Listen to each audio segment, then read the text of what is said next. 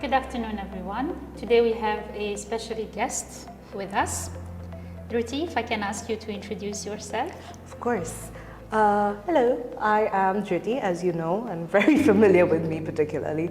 I am a lecturer here at the Montfort University, and yeah, I've been here about close to a year now, almost. Yeah, it feels like forever though. Thank you, Dhruti. So Dhruti, today I have a few questions to ask you as an expert in law and as a law lecturer at the Montfort University. Guilty as charged. So the first question is, why did you pursue law?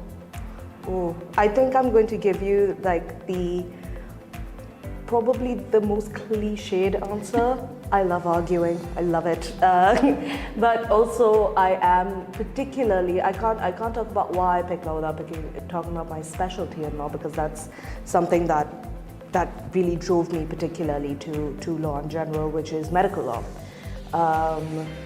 Medical law specifically, I feel, is extremely important because, you know, this kind of goes without saying, health is very integral to everyone's lives, and therefore the regulation of the same is also equally important, I think.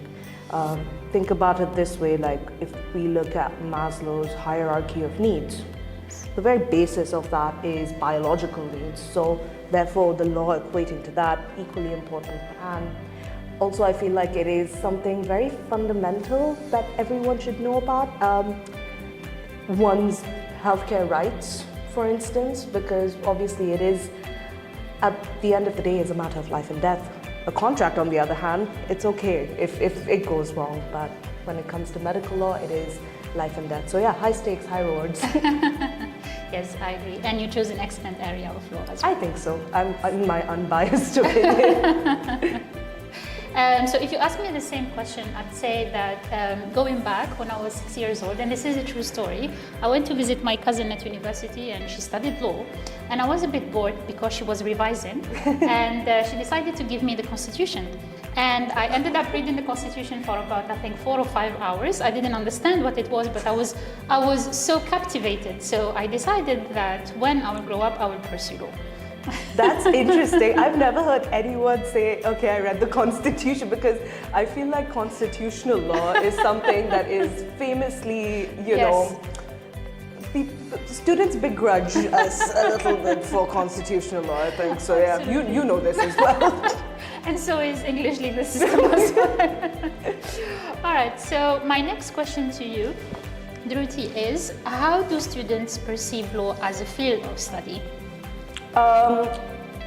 Well, the perception is very different from the reality, but then once they do start, I think they perceive it as, yeah, just a lot of reading, you know. They do tend to have this sense of doing something for the greater good, which is really nice. And in terms of perception, I can't really think of much else. You would know better than I. No, I completely agree with you. I think for the last, 7 or 8 years, I've seen students' perception of law evolve.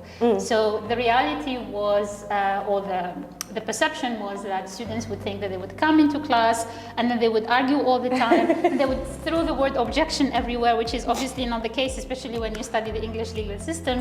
But then when they come to class, they realize that it is all about legal research and understanding how to use your analytical skills to write a piece. Yeah. It's not necessarily about knowing how to argue in public, but understanding what you are arguing about instead. I agree 100%.